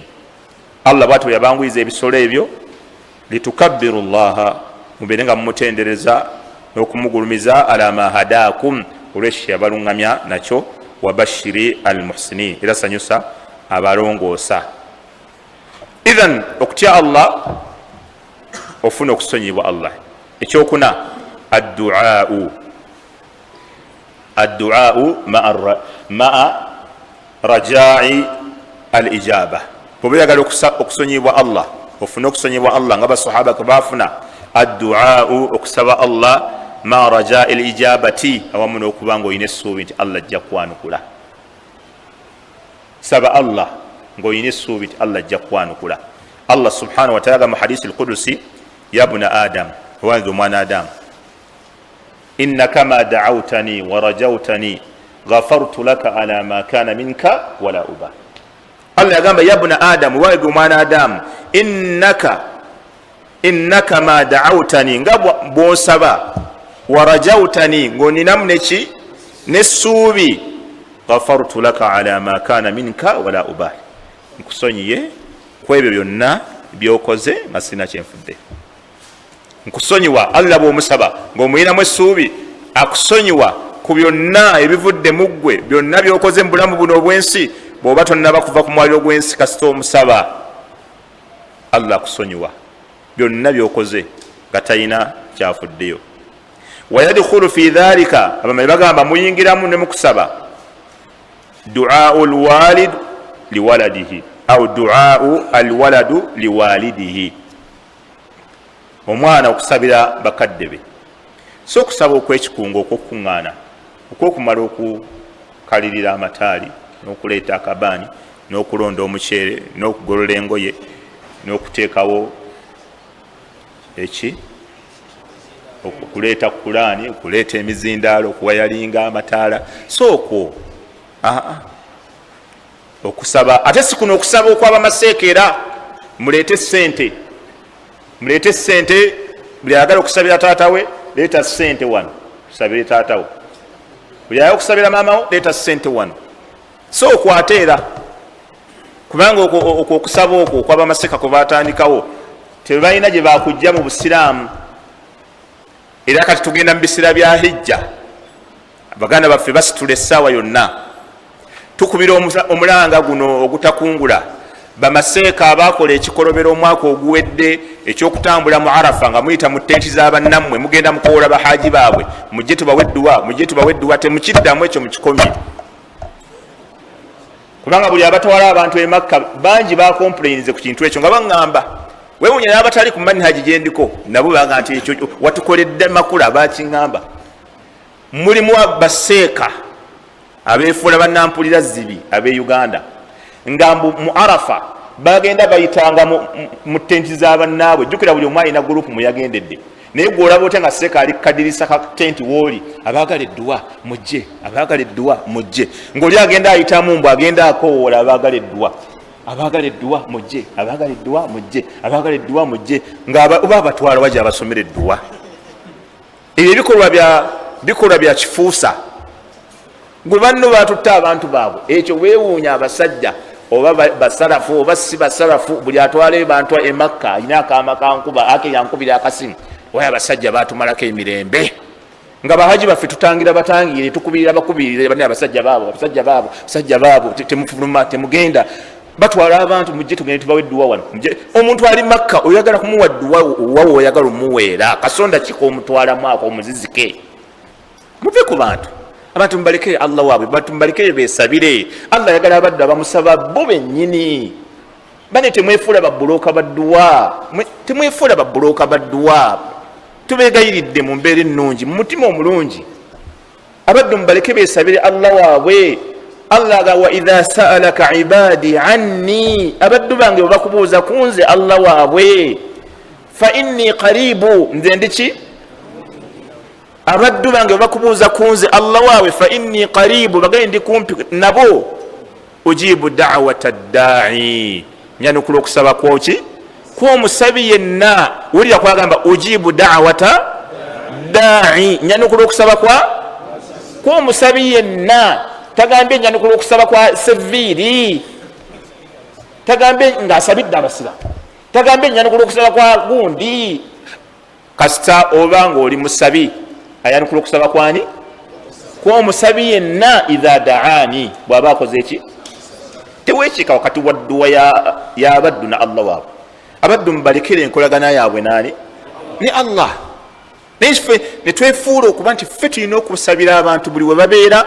Bali mu Arafa goyino basabira, bali wano mu tawaafu goyino basabira, bali ku tawaafu goyino basabira, bali ku sa'i goyino basabira. Otudde nabo mu mmotoka, nabadde ne haji mu mmotoka nga muwedduwa, nabadde ne gundi nga muwedduwa, nabadde ne gundi nga muwedduwa. Edduwa muzijjawa ze muwa abantu, muzijjawa edduwa muzisuubula wa ze muwa abantu, ate ne mubasolooza kuba muba nga abasuubulidde ddala eyo ya $300. Waliwo yanga nti ye bamugamba eyo ya $2 gwe yiye ejja kuba ya $300. Eyo yanjawulo, ez'enjawulo eza layisi, ezimu tuziwulira ku leediyo, okuba essimu ku leediyo ne bagamba gwe eyiyo ya wano mu leediyo, ku leediyo weekoma. Eyiyo tugenda kuweereza seeka ali e Madina ali ku Kaaba, eyiyo ya ku Kaaba. Bw'oweereza emitwalo 10 eyiyo ebira ya ku Kaaba, bw'oweereza entonotono eyiyo ya mu studio awo. Ebyo natubiwulira ku mulembe guno, ebyo natubiwulira ku mulembe guno. waliwo abasiraamu basalidde ku muzikiti guli kumpimpi awo ku makindi awo saidi awo baŋamye twabadde mu jjuma naye yabadde nga kugamba babagita misa twabadde nga bali mu saavisi yabalokole omuwalimu kyeyabakola nafuna abantu bangi nga byavaayo kyagamba nga omuwalimu bwe yewaana nakava e Makka nina ennaku 40 ng'edduwa zaanukulwa ab'emitwalo 5 mwe bamusooka ababiri muddeeko ab'omutwalo muddeeko buli yavayo nga twabadde muli nga tulinga abali mu kyaki yabalokole ng'omuwalimu kyatukola ab'ennamba y'essimu mumuteke kuno ku nnamba y'essimu abalala ne babasolooza ne Qur'ani bazitwale mu muzikiti gwa nabbi babaguzisa ne Qur'ani bazitwale mu muzikiti gwa nabbi muteeta sente okugulira Qur'ani tugiteeke mu muzikiti gwa nabbi ya akhi Qur'ani z'omuzikiti gwa nabbi zibeeramu ezimu ne zibazijjamu nga tebazisomye nako bakira zisiimula buli kaseera zivaamu ne bateekamu endala ojje ebutambala Qur'ani ogitwale mu muzikiti gwa nabbi lwaki mudingisa abasiraamu Qur'ani bagiraba nezotaddemu gwe bazijjamu kubanga baliwo abadyeka abayima bazigula nebaziteekamu nebazijjamu nebaziteeka mu box nebagenda bazigaba ezaabwe zezirina okubeeramu zebataddemu gwe oteekamu eyo bagenda bazikuŋŋaanya era oli agenda ayita mugazijjamu naye ne bakugusisa Qur'ani kino kirabo kya Haji Byekwanso Sulaimaani ow'ebutambala nange ntadde mu muzikiti gwa nabbi babaguzisa Qur'ani mubazitwale mu muzikiti gwa nabbi okwo kudyekadeeka bantu kufunira mu ddiini eddiini gifuula kamasu na katego abasiraamu mwe temwetegerera gwe tusobola kusaba Allah omusiraamu n'abafutubbalako mu muzikiti bwatyo abaagala edduwa y'emitwalo 5 abaagala edduwa y'emitwalo 2 abaagala edduwa y'omutwalo abaagala ey'ettaano ze binusu babigoba lwaki odyekadyeka abasiraamu todyekadyeka abasiraamu baleke basinze Allah baleke basabe Allah tobatuusa Makka n'obabuulira mbu gwe olinawo obufu obw'enjawulo bwogenda obatwala obawe edduwa ez'enjawulo obufu obw'enjawulo buli luddawa gwe wabuyiga otya gwani yabukubuulira ilmu lmaknuni irimu ey'obuziba wagijjawo etegeera obufu obwo obw'enjawulo kubanga irimu y'obuziba bagita ilmu lmaknun irimu ey'obuziba waliwo baseka mubalina irimu ey'obuziba ebakwekulira obufu obw'enjawulo abantu ne babeera Makka nga batiisatiisa bwe tambula nange kigere ku kigere waliwo yagamba nobaga nti oyinza okulinnya Ibilisi we yalinnya n'ofuna ekikolimo okuva mu Makka oyinza okulinnya Ibilisi we yalinnya n'ofuna ekikolimo okuva e Madiina tambula nga bwentambula nze seekawo kigere ku kigere wenkutwala kweganga alinga embuzi gye bakutte ku muguwa bwe bati n'ebyo byonna byonna byogera bawalimu bakatemba ab'emizannyo abaagala eddiini okugifuula okupakasa eddiini tetulina kugifuula kupakasa eddiini tukulembera abantu ebigendo bakasa ebinatuusa hijja yaabwe tubalage ebirungi ojja kufuna bwona obalaga ebituufu ojja kufuna okusinga obubadyekadyeka naye n'olusolooza mu bantu sente e Uganda mu muzikiti abantu emizikiti y'Uganda tegirina Qur'ani nobaga nti ozitwala bannange katemba ali mu nsi muno kati bwe twogerako nga bo bavaayo beekalakaasa nga bafunako n'aba bayambako okutuvuma ne bwe munanvuma olunaku lwe banteeka mu jeneza nze sifuddeyo nga banteeka mu jeneza nga guvuma tukiwonye nga alhamdulillah sifaayo abantu mubaleke basabaani Allah waabwe direct towekikawo wakati wayadkhulu fi dhalika muyingiramu aki abaana okusabira bakadde baabwe naye munsabira eri ku sunna titulina kumala kuŋŋaana omala okusaba nosabira mukaddewo ekiro n'omusabira baina al adhan wal iqama n'omusabira olunaku olwejjuma n'omusabira buli wonna oyagala okusabira mukaddewo gwe lwaki mukaddewo olina kumala kuyita seeka seviiri zisimanyi lwaki olina kumala kuyita seeka ne transport neweraliikirira ebitaliimu empombo enkoko nam nabbi sallallahu alaihi wasallam yamaga nti idha mata ibnu adam inqataa amaluhu illa min thalathi omuntu bwafa byonna byeyakola mu nsi muno aba takyafunamu okujjako ebintu bisatu wadhakara minha mbeyayogera au waladin salihin yad'u la oba okubanga yaliko omwana omulongoofu ng'akola ki bani ne hadisi eno egaana basseeko okutuyingirira eno hadisi yenyi egambye au waladin salihin yad'u lah obanga yaliko omwana omulongoofu amukola ki si yaleka omwana omulongoofu ayita basseeka ne bakola ki hadisi erikiriya kyovula okucangacanga kubi mu ddiini kati hadisi yino erikiriya naye kati era osinganga omuntu agireetamu obukodyo au waladin salihin yad'u lah kale ayinza okuleeta basseeka nga yalaba edduwa zaabwe ziri kumpi naani okufuna imaamu nakusabirako kikkirizibwa okufuna omusajja omulongoofu atawassulu biduai rajulin salihi byonna bikkiriza kati obuna nga olabya ddala bukodyo hadisi erikiriya au waladin salihin yad'u lah oba yaliko omwana omulongoofu akola ki so omwana omulongoofu apangisa aba nasaba edduwa gwolaba bwekyogera oba omwana omulongoofu amukola ki amusabira gwokusabira mukadde wekyetagisa kyolowooza kyetagisa mafuta olina kumala kulonda piraawo ate okulisa emmere ate ki byonna birungi okusoma qur'ani wano olaba nabbi agambye oba mmale okukuŋŋanya qur'ani musome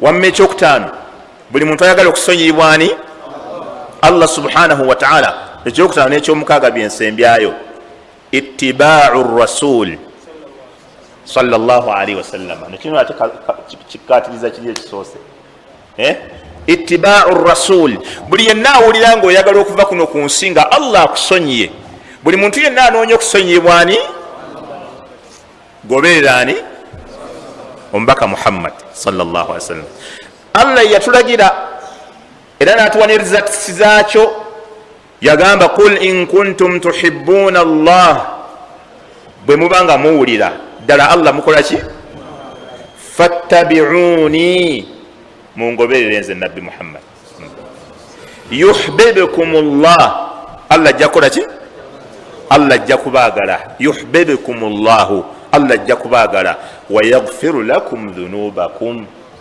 si kyetunoonya abakole ki abasonyiwe n'ensobi zammwe ebyonono byammwe basonyiwe wallahu ghafuru rahim kubanga allah musonyi nnyo ate muki musaasisi kati buli anoonya okusonyibwa allah buli kyokola sooka onoonye kino nabbi yakikola bwatyo kola nabbi yasala bwati bwoba osaala yasiiba bwati bwoba osiiba buli kyonna nze simanyi muntu kyakaluubirirwa buli lwomugamba nti goberera nabbi simanyi muntu kimukaluubirirako kyekyo kigambo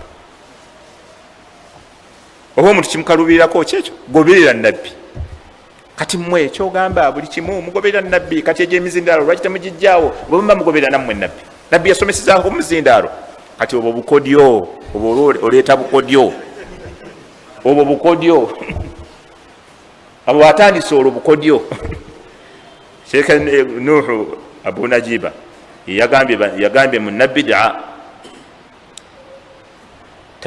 takyalenjinga na bujulizi yakyalenjinga eva na bukodyo buba bukodyo tolaba wano kati bwogiraba otya eno aya oba ogikola otya kati nino hadisi bwogigatta neno tolaba wano kiba tekijja wano bukodyo ate obukodyo obwo bugwayo mangu bugwayo mangu nasigala mu bbanga naye ayat alqur'aniya al ahadith annabawiya zo tezigwayo allah agamba bwati kale tetuganye wadde allah agamba bwati naye kati bwolaba eno aya tolaba eyinga eyakkira gundi emakka kate bwogatta hadisi eno tolaba ngaeno teyinza gaana kino kukolebwa ate kati kino oba okivuunula otya obwo bwonna bukodyo obwo buba bukodyo obwo bukodyo ayati zibakkirira tezagala bukodyo ahadisi zirikirira tezagala bukodyo omuntu okumugaa nti yakigoberera nabbi ekyo kyokka kimutabula wekyogamba buli nabbi kyatakola ekyogamba goberera nabbi talina kintu kyeyatulekera kyeyalekayo ng'alabye kirungi okujjako yakigamba umma talina kyeyalekayo ng'alaba kibi kijja kukosa umma okujjako nga yaleka akyewazizza umma nagaa kino temukikola buli kyeyalaba nga kirungi nga kigasa umma yaleka atugambye kino mukikole natukaga faman ragiba an sunnati falaisa minni anaava ku nkola yange tajja kuba wamuffe kati kikyoyagala Allah naga alyawma akmaltu lakum dinakum wa atmamtu alaykum ni'mati wa raditu lakum alislam dina. Eddiini Allah nagikomekkereza nagamba eddiini ejjudde ekomekkerezeddwa buli kyemwagala mu busiraamu kiweddeyo. Wallahi ekitaali ddiini ku mulembe gwa nabbi n'ogw'aba sahaba n'ogw'aba tabiina tekisobola kuba ddiini ku mulembe gwaffe. Twagale tugaane ekitaali ddiini ku mirembe egyo gisinga obulungi tekisobola kuba ddiini olwaleero. Ne bweba etuluma nnyo tosobola kunkakasa nti twagala nnyo eddiini okusinga abantu abo. Buli kyonna kye tukola ng'olaba tebakikola law kaana khayra lasabaquuna ilayhi, singa kyali kirungi be baali kisooso kikola. Buli kyonna kyolaba nti kirungi mu ddiini singa ddala kyali kya mu ddiini nga kirungi lasabaquuna ilayhi, be baali tukoze ki? Be baali tusooso okukikola. Kubanga nabbi waabwe sallallahu alaihi wasallam yabasomesa buli kirungi kyonna ne bakimanya, buli kibi kyonna n'akibewaza, n'ebiina fitina n'abibabuulira nti kino ne kino ne kino ne kino fitina. Kati idhan okuteeka mu ddiini ebitaliimu lumbe lwa kirago, lumbe lwa kirago okuteeka mu ddiini ebitaliimu. Kyobona ku kiyama nabbi sallallahu alaihi wasallam bw'aliba anywesa abaamugoberera, waliwo ogubinja ogugenda okujja nga nabo bajje ku hawdh banywe ku luzzi lwa nabbi Muhammad sallallahu alaihi wasallam, nga abamalayika babakuba nga bajja naye nga babakuba bukubi bwe bati. Kati nabbi bwali balaba agenda kulaba nga mutuufu basiraamu bennyini, agambe abo bantu bange mbaleke, bantu bange abo nga ddala nabo balaba basiraamu. Nabbi bamugambe innaka la tajri ma ahdathu ba'daka, gwe tomanyi biki bye baateeka mu ddiini oluvannyuma lwo, gwe tomanyi biki bye baateeka mu ddiini, ng'omusango gubavumanyisa ogubagaana okunywa wali kuteeka mu ddiini bitakola ki? Bitali byamu. Innaka la tajri ma ahdathu ba'daka, tomanyi biki bye baateekawo oluvannyuma lw'okuvaawo kwo. Nako kabonero akatulagira ddala nti eddiini erimu abateeka ogiteekamu ebitali byamu, balina okubeerawo. Ne bwe beewozaako batya, kuba bamanyi okwewozaako, balina akalimi akeewozaako kukamala. Ne bwe baneewozaako batya, nabbi yaleka abalanzi nti wateeka okubaawo abateeka mu ddiini y'ebitali byo. Innaka la tadri, gwe tomanyi ma ahdathu ba'daka, biki bye baateeka mu ddiini ng'okoze eki? Ng'ovuddewo. Nabbi bw'aliwulira ekyo, nabbi naye agenda gamba suhqa liman baddala ba'di, muyise wala eri buli yenna yakyusa nga nvuddewo, nga babakulugusa nga batwala kuteeka mu ddiini ya Muhammadi sallallahu alaihi wasallam Allah gye yamutuma nayo ebitaliimu. Kati okugoberera mutabaatu rasul we wali saadatu dunya wal akhirah, okugoberera nabbi buli gye kyeyagamba kyeyasomesa, enkola ye, ensaala ye, we wali okwesiima okwensi n'okwenkomerero. Ekisembayo ebyatujja byongerako wiiki ejja, ekyomukaaga biidhnillahi tabaraka wa taala, al infaqu fi sabilillah fi sarra'i wadharra'i wa kadhmi alghayz wal afwi ma'a alqudrati. Buli muntu yenna ayagala okusonyiyibwa Allah, dine ekkubo nalyo alikwate ery'omukaaga. Twagala gali amakubo ameka?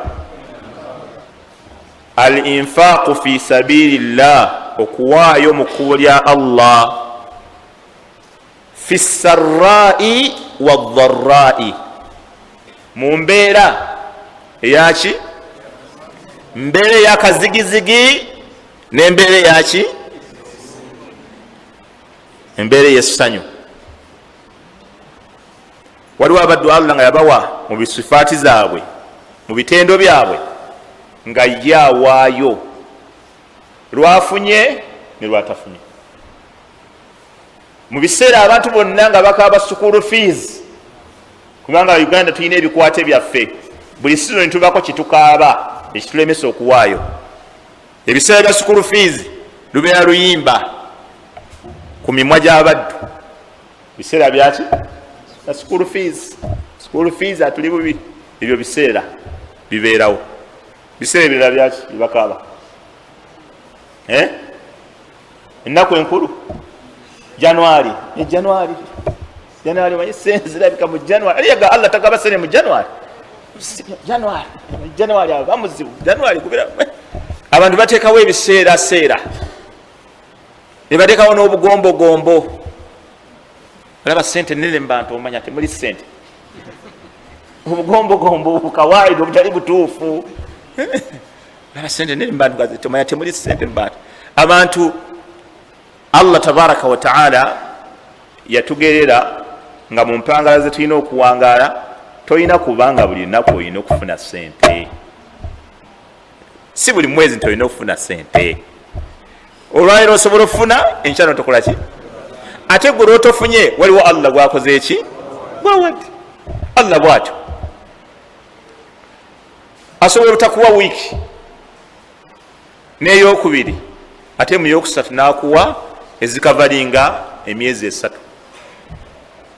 katobeeraawo ngaoli gasijja kuwa akatono koyinako era kenyini koba owaayo koba oyamba oganzi nawaddeyo jjo n'olwaleero lala ekimu kyobalaba Uthmani tujja mugaziyaako wiiki ejja biidhinillah Uthmani ebimu ku byamufuula owa waggulu n'okufuna ekitendo ekyokuba nga nabbi yamugamba toyina kyogenda kukola okuva n'olwaleero kikose ewa Allah ekyo nabbi yakyogera ku Uthmani ng'amaze okuwaayo omugazi wa Tabuk oba ng'amaze okujahaza jaisha al-usra nabbi yamugamba toyina kyogenda kukola okuva n'olwaleero kikose ewa Allah ebyafuula Uthmani okuba ow'ebbeeyi kwali kuwaayo kati okuwaayo tekuliko nti tuwaayo mu biseera ng'oli bulungi buli wobonoonye ennyo sente ennyo ate itiriza okugaba katono koyina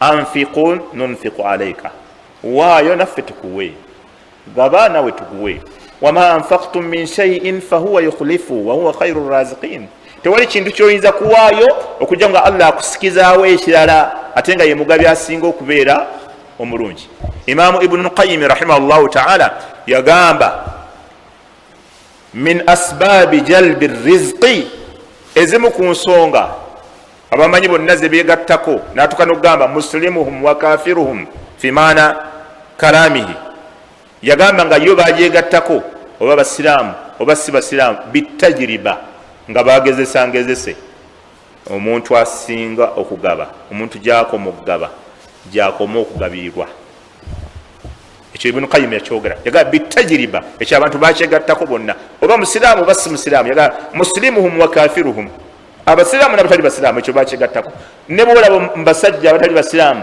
abalinamu akalembereza bw'obeetoloola bagabi nnyo omuntu gyakoma okuba omugabi ennyo Allah gyakoma okumugabirira kubanga Allah ekyo yakyeyama omuntu gyakoma okuba omugabi Allah gyakoma okumugabirira abantu abamu tebagabirirwa bulungi olw'okuba nabo bennyini baki bakodo Allah naye n'atamugabirira bulungi olw'obukodo obukodo buziba riziki emigabo gya riziki gizibikirwa olw'omuntu gyakoma okukodowala ennyo okunyiga ennyo n'afundawaliza n'abantu baabawaka ali mu kutereka sente ali mu kunyiga nanyiga n'abantu baabawaka nga tebalina bwekyusizo ku sente ze ne batuuka okuba nga basooberera nsooberere ng'agenze mu kinaabiro kunaaba nenagwa muwadete nakutegula naye nga mukyalo yakutegula kubanga embeera wagikalubya nnyo n'oletawo ate baaliwo buli mulembe babaawo ne ku mulembe gwa nabbi waliwo omukyalo eyajja bamuyita Hindu namugamba ya Rasulallah inna aba Sufyani tata Sufyani rajulun shahid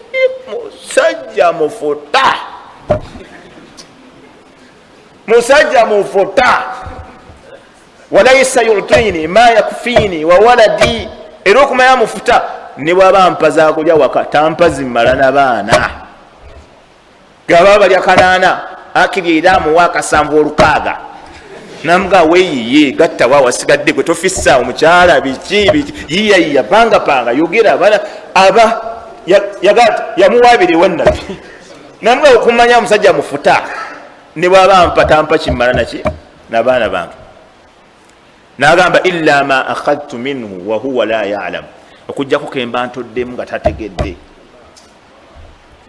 kigera yaziina nga basobola nokutoolamu natategeera era abakyala bangi bagwa mu makanzu gaffe ogenze mu kinaabiro nakutegulako zategudde namayanja agattiriza okwenkya ate abasajja abafuta ennyo ne waleti nagenda naye mu kinaabiro nagiwanika waggulwa bwamanya gamutegula agenda nagiteeka waggulu bannawe oba oyiseewo waleti bwamanya nti bamutegula agenda naye mu kinaabiro sabbuuni ayanguwa mangu mujju maaso bannange basiraamu enkola mwagijjawa kiki ennyo esente muzagazaki ezo zibatusako amapuresha gajja kutta olwesente waletiyo wansi mu pino ogenda okwebaka yesookayo anedda oyo omusajja Abu Sufyaani Hindu yamuwabira bannabbi namugaa nabbi nzijemu nzikirizibwa okujjamu ngende mu maaso naye enkola ntoolemu nga tategedde tijabaga nti yamuddamu munange ali muhimu okuwaayo mu kyama ne muki ne mu lwatu manya mu mbeera ey'akazigizigi ne mu mbeera ey'essanyu bwoba oli mwavu waayo akatoneera kendeeza ku kyobadde owaayo bw'oba obadde bulungi waayo okwera ki kingi oba tofunye bulungi olunaku luganye era waayo akakatini wiiki namba tetambudde bulungi waayo akakatono bweba etambudde bulungi waayo okusinziira kuki waman qudira alaihi rizquhu falyunfiq mimma ataahu llah subhanallah wila ne aya eyo soka ompe ne Quran someyo aya yenyini ogirabe allah atuwa gundi principle mu kuwaayo allah tabaraka wataala natuwa tawjihi atulungamya ne mu kuwaayo tagambye bukodowazi ogirabe aya waman qudira alaihi rizquhu falyunfiq mimma ataahu llah waman qudira suratu talaq allah wila bwe yagamba liyunfiq dhu saatin min saatihi allah bwe yagaziyiza nga sente azirina mu bungi oyo aweeyo okusinzirira miki mu ngeri allah gyeyakolaki gyemugabirira engeri allah gyeyakugaziyiza gyoba okolaki gyoba owera mu suratu talaq aya ya 7 ngenda kusoma ne aya endala eri mu suratu Isra'i olabe nga nayo allah atuwa tawjihi ey'okugaba okuwaayo liyunfiqu dhu saatin min saati allah bwe yagaziyiza aweeyo okusinzira nga naye allah bwe yamukolaki abantu muweeku sente nnene nofunye emitwalo 9 kuliko amagoba emitwalo 6 omwe buweeyo emitwalo 5 tolina kyofiira olina kyofiira aji mukwano ofunye 9 wasuubuzaaga 3 nofuna 6 ati buweeyo emitwalo 5 wona abasajja basaba esente era nze bano abasajja mbasabira eddwa nze mu bitendo allah biyampa siina mu kitendo kyakusaba sente simanyi zinnyonnyolera abasajja bannyonnyolera esente naye ogabibigabo tebibaggwako bano naye ne babulayo olunaku olumu omusajja naleeta emitwalo 3 naziteekaawo sevi ayinza okwogera ekigambo twagala emitwalo 7 olinagaleeta emitwalo 2 nagiteekaawo era sabusawa sebagenda ate nolola waliwo allah gwajja okuwa waleete 10 aziweeyo senga tebayimuka buli lunaku buli swala bayimuka kyokka nga bwe tubeera wano ffenna omuzidu guno gugujjudde temubaamu allah gwe yagaziyiza kola olunaku tabaeramu naye abasajja ne beegayira 10 bannanga 10 bannanga 10 10 lukola kyewuwo gwe bw'otuulaawe ofuluma ebweru ng'ogenda ku bodaboda ey'olukumi ekkomyawa ey'olukumi ekkomyawa terukyalina kyerukola naye abasajja bakabirira 10 ne lufuuka 10 naye nga mulimu omusajja anyigako yekyusa bwekyusa ati neyetereza naye nga awulira yakutta akakadde wekali wano osobola mutwalo 10 yaki iwe bakasuka nanoonya ekyebitaano namagamaga neyenoonya neyenyiganyiga agenda kula talina wawulira kinusa nadda ku bulaaya naye nga alina akakadde emiliyoni agiina wano anyiga ensawo zonna nabulwamu ekikumi adda ku buladi yaki allah yaki gwe omwebaza ddi omwebazaako ddi kwata emitwalo 10 olunaku lumu ogiweeyo emitwalo 2 ogiweeyo wafunye obukadde 2 emitwalo 2 giweeyo lillahi azza wajalla ba uthmani bwe tunaabasomesa ngeri gye bawaayo abdurrahman ibn auf abubakari umaru aba baali ku front page empayo gye bawaayo otya yabatuusa wano okuba nti allah yabasonyiwa abamu bafuna okusonyibwa allah lwakuwaayo buwi allah nagawayo musonyi lwakuwaayo naga musonyi ninga abadde alina amazambi amayitirivu amazambi manini allah naga musonyi olwokugaba kwagaba otaba liyunfiku dhu saati min saati allah bwe yagaziyiza aweeyo okusinzira kuki ku ngeri gye yamugaziyiza waman kudira alaihi rizquhu ate allah gwe yafundiza wano tugamba gwe yagerera awano kufunza allah gwe yafundiza ebyenfuna faliyunfiku mimma ataahu llah naye allah aweeyo mwekyo allah kyeyakola ki wana allah gwe yawe ebyenfuna ebitini amuganye okuwaayo amuganye gwe yagaziyiza aweeyo okusinzira ku bugazi bwe ate gwe yafundiza naye aweeyo okusinzira mwekyo allah kyakola ki kiyamuwa waman qudira alaihi rizqu faliyunfiku mimma ataahu llah la yukallifu llahu nafsan illa ma ataaha ewaayo ekyo kigambo kivunula otya omu asobola okukivunula n'agamba nti allah tawaliriza muntu kintu okujjako kyalinako obusobozi buli ayinza okuvunula bwatyo naye nga nze ndaba omuntu senga avunudde nti allah tatulagira kuwaayo okujjako ng'asinzirako ekyo kyaba akuwadde era ndaba nga ebakiriya nnyo ngeri la yukallifu llahu nafsan illa wusiaha ndaba nga enzivunula entuufu egamba allah buli kyeyatulalikako tukisobola buli allah kyeyatulalikako tukola ki allah gaa nti la yukallifu llahu nafsan allah talalika ku muntu kintu illa ma ataaha okujjako ekyo kyaba muwadde amakulu buli allah kyakulagira amala kulaba nga okikola ki era endagira gyakulagidde ogirabye ow'ekinene awe mu kinene ow'ekitono allah takulagira okujjako kyamaze okuwa amakulu enzivunula allah buli kyeyatulagira okukola tukisobola era bwovunula bwotyo oba mutuufu nogamba nti la yukallifu llahu nafsan illa ma ataaha oba mutuufu allah tawaliza muntu kintu kukola kintu kyonna okujjako kyalinako ki obusobozi allah takuwaliriza kuwaayo okujjako kwekyo kyaba akuwadde yennyini kyaba akuwadde n'agamba subhanahu wa ta'ala sayajalu llahu bada usrin yusra buli era embeera bwe yazireeta ebbiri sayajalu llahu bada usrin yusra beera mugumu oluvannyuma lw'embeera gy'olimu eyo obuzito allah ajja kuleeta obwangu naye nga buzimbira kutadde mu nkola ekisoose okitegedde rizakisi zaakyo tofaayo embeera eyiweeyo obuzito essaawa yonna allah aleeta yaki ey'obwangu kale naawe ali mu y'obwangu waayo nga eyakazigizigi tennajja naye okaaba ng'oli bulungi n'okaaba ng'oli bubi kati ekituufu kyotugamba kyeki kikyoba otugamba diri okaaba olutuufu buba bukodyo webalege buba bukodyo oba oli mu bukodyo bwennyini okiraba ne mu suratu Isra'i allah yatuwa formula wemugiyita yatuwa engeri gye tugabamu engeri gyolina okugabamu erina kuba etya suratu Isra'i mpa Qur'ani mbikule waggulu awo allah subhanahu wa ta'ala wala taj'alu yadaka maghlulatan ila unqika wala tabsutha kulla albasti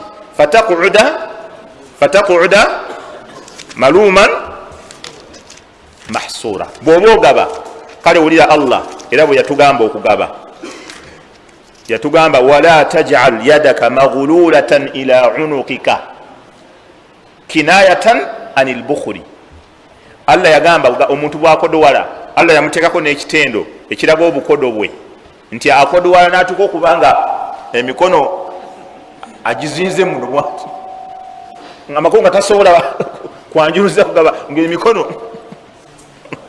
Allah agamba wala taj'al yadaka toteekanga omukono gwo maghlulatan ila unukika nti gulinga omusibe gwe basibira muki mu bulago mu nsingo tofuulanga omukono gwo nga gulinga gwe basibira mu nsingo eyo kinayatu anil bukhuli era kyo bakikozesa nga bategeeza omuntu mukodo nnyo okumanya obukodo bwaliko omukono gwe bagusibira mu nsingo era olaba n'abayudaaya bwe baali baagala okulaga mbu Allah tagaba bagamba yadullahi maghulula laanatullahi alaihim mbu omukono gwa Allah muzinge gullat aidihim walu'inu bima qaalu Allah aga nti ejaabwe gyemizinge era bakolemirwa olw'ekigambo ekyo kye bayogera gullat aidihim ejaabwe gyemizinge walu'inu bima qaalu era bakolemirwa olw'ekyo ekigambo bakolemirwa olw'ekigambo kye bayogera ku Allah nga bagamba Allah mukodo nnyo mbu Allah tagaba inna allaha faqirun wa nahnu aghniya abaga Allah mugwavu fe bagagga we Allah abawachi mizikiti mwe mvayo ne sente ulaba kati Allah atugamba nti wala taj'al yadaka maghlulatan ila unukika omukono gwo togufuula nga omuzinge muki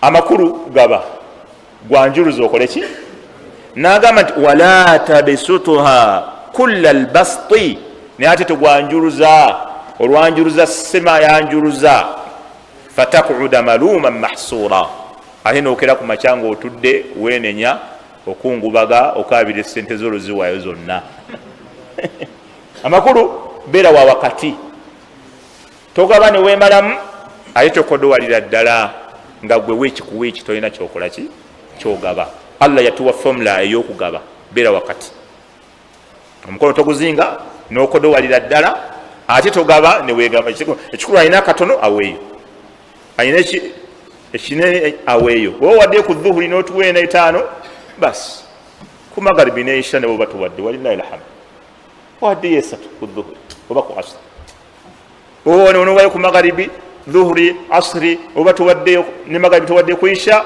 nowayo emitwalo ebiri khalas ne bwofuluma gwosanze wabali n'otomuwa alhamdulillah siga nti ogenda kuwa wano newali owe la wanga olina ekigero nolwekyo okuwaayo mu kkubo lya Allah tabaraka wa taala kyekimu ku nsonga ezikufunyisa okusonyibwani Allah yagamba wasari'u ila maghfiratin min rabbikum musayirire munoonye okusonyibwa Allah wammwe tabaraka wa taala